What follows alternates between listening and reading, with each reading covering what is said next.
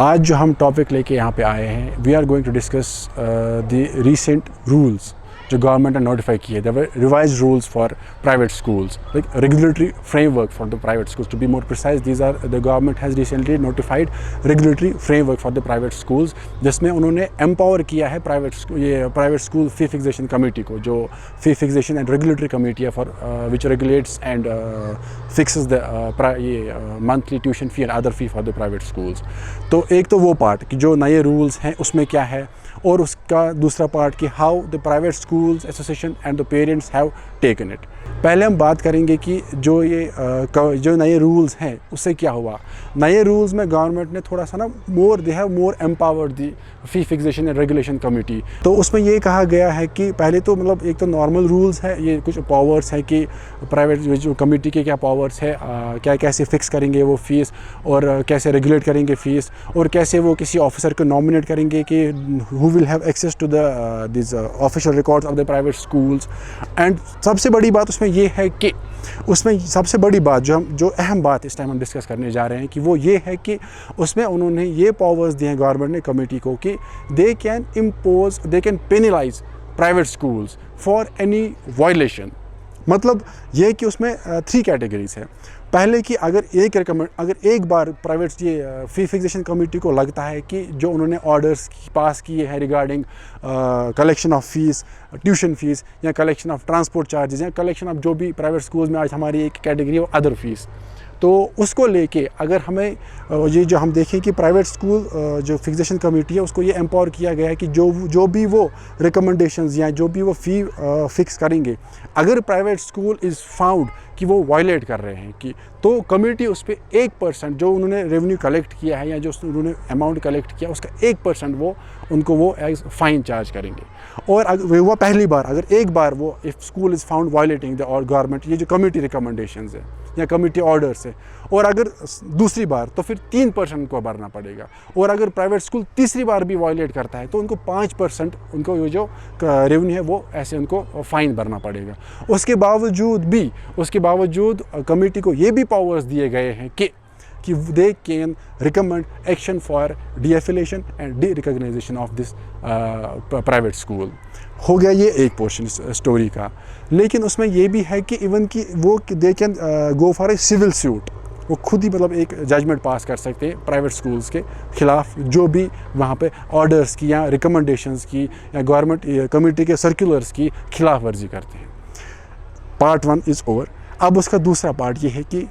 क्या ये private school partners जो प्राइवेट स्कूल यहाँ पे चला रहे हैं, जो प्राइवेट स्कूल प्रॉपर्टीयर्स हैं, जो प्राइवेट स्कूल एसोसिएशन है, क्या उनको मंजूर है.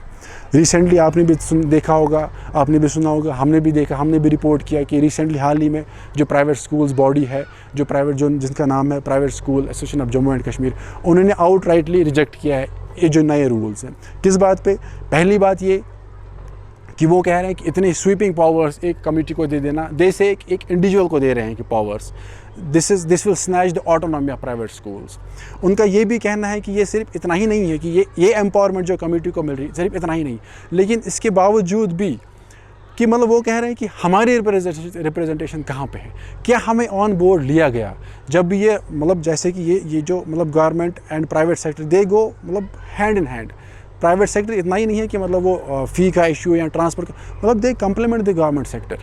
इन imparting education to the children. उसको लेके प्राइवेट स्कूल एसोसिएशन जो है उन्होंने ये रिजनमेंट दिखाई है कि हमें उनको प्राइवेट एसोसिएशन को ऑन बोर्ड नहीं लिया गया था, उनको कंसल्ट नहीं किया गया था कि जब ये रूल्स नोटिफाई करने थे. और उनका ये भी है कि कमेटी तो ऑलरेडी बनी चुकी थी, पहले वो देखे कि कमेटी ने इतने महीनों में किया क्या, उनका काम क्या है और क्या था, और कितना वो कामयाब हो गए वो काम अंजाम देने में. और उनका ये भी मानना है कि अगर कमेटी को इतने पावर्स दिए गए हैं, क्या ये सही है, और जो भी उन कमेटी को एम्पावर करते करते जो भी मतलब जो रूल्स और जो बाकी ऑर्डर्स जो एक मैंडेटरी कुछ ये फॉर्मेलिटीज़ रखी गई है प्राइवेट स्कूल्स के लिए, उनका ये भी कहना है कि सिर्फ कश्मीर में ही क्यों, सिर्फ JNK में ही क्यों. उन्होंने ये भी डिमांड रखी है कि अगर जो हमारे रूल्स है उस डिपार्टमेंट से NOC लाओ, इस डिपार्टमेंट से NOC लाओ, ये NOC होनी चाहिए, ये वाली क्लियरेंस होनी चाहिए, सिर्फ JNK में ही क्यों. उन्होंने ये भी अपील की थी गवर्नमेंट ऑफ इंडिया से भी या हमारे एलजी साहब से भी कि या तो वो रूल्स लागू कीजिए जो गुजरात जो महाराष्ट्र स्टेट में है वो JNK में लागू किए जाए, या जो हमारे उनके लिए प्राइवेट स्कूल्स के लिए यहाँ जो रूल्स है वो फिर बाकी स्टेट्स में होने चाहिए। अब हो गया दोनों का पार्ट। अब है बात है, ये सिर्फ फीस की बात नहीं है, हमें ये भी मानना है कि प्राइवेट स्कूल्स हमें कुछ दे भी रहे हैं, हमारे बच्चों को, हमारे फ्यूचर जनरेशन को भी कुछ दे रहे हैं, पढ़ा रहे हैं बच्चों को। सिर्फ पढ़ा भी नहीं, वो बहुत ये एक एक्सपोजर देते हैं बच्चों को इन टर्म्स ऑफ ये को करिकुलर एक्टिविटीज़, चाहे वो बहुत सारे स्कूल जहाँ पे स्कीइंग ये बाकी स्कीइंग कराते हैं, वाटर स्पोर्ट्स हैं, या हम कुछ स्कूल्स ऐसे भी जिन्होंने यहाँ पे बड़ी बड़ी क्रिकेट अकेडमीज़ खोले हैं यहाँ पे। तो ये सिर्फ इतना ही नहीं है कि हम प्राइवेट स्कूल्स को बस इसी मतलब वो यार्ड स्टिक से देखें कि they are running a business, there are allegations, लेकिन वो उस पर हम बाद में जाएंगे। बट हमें ये भी ध्यान में रखना है कि private schools are fairly doing a good job, they are providing education, that to quality education to the students, चाहे किंडरगार्टन से लेके हायर सेकेंडरी लेवल तक। अब रही बात जो एलिगेशंस है पेरेंट्स की कि they are running business in term under the guise of this ना वो इम्पार्टिंग एजुकेशन, उसमें उनकी पेरेंट्स की जेन्युइन ये एलिगेशंस हैं। एक तो ये कि स्कूल्स क्यों अपने कैंपस से ही, या तो अपने कैंपस से ही वो यूनिफॉर्म प्रोवाइड करते हैं या टेक्स्ट बुक्स प्रोवाइड करते हैं, या एक स्पेसिफिक शॉप पे वो रखते हैं अवेलेबल यूनिफॉर्म्स, या एक बुक शॉप पे वो टेक्स्ट बुक्स रखते हैं। बहुत सारी स्टोरीज इस पे हुई, बहुत सारी वो कंप्लेंट्स रजिस्टर हुई, लेकिन एक्शन कहीं पे नहीं हुआ। वजह क्या है वो सरकार बेहतर जानती होगी। लेकिन हम यहाँ पे इस पे बात करना चाहेंगे कि अगर हम बात करें जो नए रूल्स हैं और जो पुरानी वो कंप्लेंट्स हैं, मुझे लगता है ये जो पुरानी कंप्लेंट्स थी बुक्स को लेके, यूनिफॉर्म को लेके, आज तक हाल ही में आपने देखा होगा हमारे एक मशहूर स्कूल है जहाँ जो बहुत ही हाईलाइट हुआ था मसला कि बुक ये जो यूनिफॉर्म है, विंटर यूनिफॉर्म हो या समर यूनिफॉर्म हो, एक ही शॉप पे थी, बड़ी बड़ी कतारें हमें नज़र आई वहाँ पे, लेकिन कोई एक्शन नहीं ली गई। उसमें तो कोई एम्पावरमेंट की ज़रूरत नहीं थी ना, कमेटी को एम्पावर करने की ज़रूरत वहाँ पे नहीं थी। वहाँ पे बहुत सारी कंप्लेंट्स रजिस्टर होगी, बहुत मसला ये उजागर हो गया सोशल मीडिया पे, न्यूज़पेपर्स पे, टीवी चैनल्स पे, लेकिन क्या किया डिपार्टमेंट में? कुछ भी नहीं ना। तो यही चीज़ें हमें मद्देनज़र रख के ये सोचना चाहिए कि नए रूल्स बनाने के साथ साथ जो पेरेंट्स का भी ये जो एक जो प्राइवेट स्कूल्स की जो भी बात है उनकी भी हमें सुननी चाहिए, और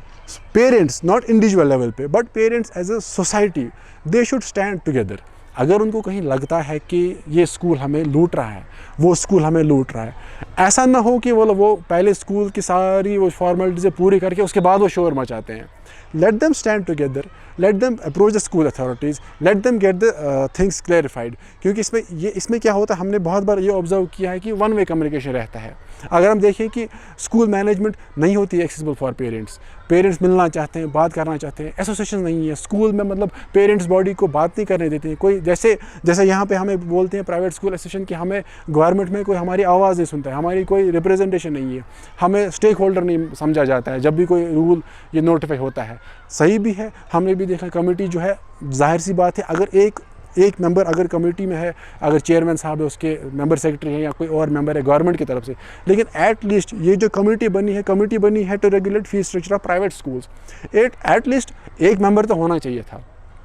इस फी फिक्सेशन कमेटी में, जो at least private school association या प्राइवेट स्कूल्स की बात रखे। जब भी नए रूल्स बनते हैं, जब भी कोई नए कुछ ये फॉर्मेलिटीज़ को पूरी करनी होती है, एटलीस्ट जो पहले रूल्स नोटिफाई होने से पहले या रूल्स बनाने के टाइम पहले ही वो भी अपनी बात वहाँ पे सामने रखते, सो दैट कि चीज़ें आप पहले से क्लियर हो। क्योंकि यहाँ पे बहुत सारा कन्फ्यूजन रहता है। अगर हम बात करें ट्रांसपोर्ट फीस की, अभी 2-3 साल हो गए, अगर हम कह रहे एब्रोगेशन जब से हो गया या कोविड जब से था, कोविड पैंडमिक, तब से लेके अभी तक ट्रांसपोर्ट पे लेके हमेशा भी कन्फ्यूजन जो था वो अभी तक क्लियर नहीं हुआ है। जब गवर्नमेंट ने कोई बात नहीं की तो private school came up with circular की, उन्होंने 18% की 12% उन्होंने हाई किया ट्रांसपोर्ट फीस। 2 दिन बाद उसके बाद गवर्नमेंट ने कहा कि नहीं जी इतना नहीं तो 12% या 10% करना है। फिर से पेरेंट परेशान, फिर से बच्चा परेशान। ऐसी भी कंप्लेंट्स आई कि बहुत सारे बस स्टॉप्स पे बच्चों को गाड़ी में चढ़ने नहीं दिया। मतलब इसमें यह क्या है कि ब्लेम गेम कब तक चलेगा? मुझे लगता है इसके सोल्यूशन यही है कि parents government or private schools, they should sit together. Government should first allow parents to form a parents body of all the private schools. एक representation होनी चाहिए. आगे जब भी जो नए रूल्स इनको इम्प्लीमेंट करने से पहले मुझे लगता है गवर्नमेंट को पहले प्राइवेट स्कूल्स को ऑन बोर्ड लेना चाहिए, पेरेंट्स के साथ बात करनी चाहिए, क्योंकि जो प्राइवेट स्कूल्स एक यहाँ पे अच्छा काम भी कर रहे हैं. हैविंग सेड दैट कि अच्छा काम मतलब कि जो ये पढ़ाते हैं बच्चों को स्कूल में, लेकिन उस पर भी बात हो कि पहली बात ब्लैंकेट बैन लगनी चाहिए, यहाँ पे कोई कमर्शलाइजेशन नहीं होनी चाहिए in the name of education. Uniform किसी को लेनी है ओपन मार्केट में होनी चाहिए, स्कूल बुक्स लेनी है किसी को ओपन मार्केट में अवेलेबल होनी चाहिए. ये जो नए रूल्स बने हैं गवर्नमेंट की तरफ से, जिन्होंने कमिटी को एम्पावर किया गया है to put private schools under regulatory framework, उस पर बात करने के लिए मैं ये कहूँगा कि फोकस सिर्फ यही नहीं रहना चाहिए कि बस प्राइवेट स्कूल्स को क्रश करें, प्राइवेट स्कूल्स को हम स्पेस ना दें, क्योंकि हमें ये भी एक्नॉलेज करना चाहिए कि प्राइवेट स्कूल्स एक अच्छा काम कर रहे हैं, वो एजुकेशन इम्पार्ट कर रहे हैं to 1000 lakhs of children. But साथ में हमें ये भी ये जो रूल्स नए बने हैं इसको लेके जहाँ तक हमारा पास्ट एक्सपीरियंस रहा है, हमेशा एक मिसकम्युनिकेशन रहा है. गवर्नमेंट एक बात बोलता है, प्राइवेट स्कूल्स एक बात बोलता है और बेचारा पीछे पेरेंट परेशान. या ये बात यहाँ पे अगर हम बात करेंगे फ़ी चार्ज करने की, चाहे ट्रांसपोर्ट फ़ी हो या ट्यूशन फ़ी हो या एनुअल फ़ी हो, या सबसे बड़ी बात जो एडमिशन फ़ी हो, यहाँ पर पिछले कई सालों से जब से right to education act implement हुआ, यहाँ पे गवर्नमेंट ने क्लियर कट डायरेक्शंस लगा दी कि यहाँ पे कोई एडमिशन जिसका हम कैपिटेशन फ़ी भी बोलते हैं वो चार्ज नहीं किया जाएगा. लेकिन उसको लेके प्राइवेट स्कूल्स ने क्या किया कि एडमिशन फ़ी तो नहीं लिया, लेकिन एनुअल फ़ी उन्होंने इतना हाई किया जो कि which was in violation of the government rules. तो उसको लेके गवर्नमेंट ने भी कोई क्लियर डायरेक्शन नहीं दी, ना ही तो अभी तक कोई एक्शन ली गई किसी स्कूल के ख़िलाफ़. और हमेशा ये कन्फ्यूजन रहता है कि फ़ी हाइक स्कूल कर सकता है या नहीं कर सकता है. नहीं तो अभी तक गवर्नमेंट ये क्लियर कर पाई है, नहीं तो अभी प्राइवेट स्कूल ये क्लियर पोजीशन दे पाई है पेरेंट्स को कि क्या वो गवर्नमेंट रूल्स के मुताबिक फ़ी हाई कर रहे हैं या वो अपनी मनमानी को लेके फ़ी हाई कर रहे हैं. बात ये है कि प्राइवेट स्कूल्स वैसे चले जो रूल्स हैं, जो रेगुलेटरी फ्रेमवर्क उनको दिया गया है, उसके मुताबिक उनको चलना चाहिए, सो दैट कि एक बच्चा परेशान ना हो. क्योंकि बहुत बार हमारे पास ये भी कंप्लेंट्स आती है कि बच्चे को क्लास से बाहर निकाला जाता है, बच्चे को रोल नंबर स्लिप डिनाई की जाती है, बच्चे को एग्ज़ाम नहीं देने दिया जाता है क्योंकि उसने फ़ी नहीं भरा है, उसने एनुअल फ़ी नहीं भरा है, उसने ट्यूशन फ़ी नहीं भरा है, उसने ये फ़ीस नहीं भरा, उसने वो फ़ीस नहीं भरा है. बट बस बात ये है कि अब गवर्नमेंट को एक सही मायने पे और प्रैक्टिकल लाइंस पे ये रूल्स इम्प्लीमेंट करने चाहिए, but considering the positive part positive role of the private schools as well, जहाँ पे वो एक लाखों बच्चों को एजुकेशन फराहम करते हैं.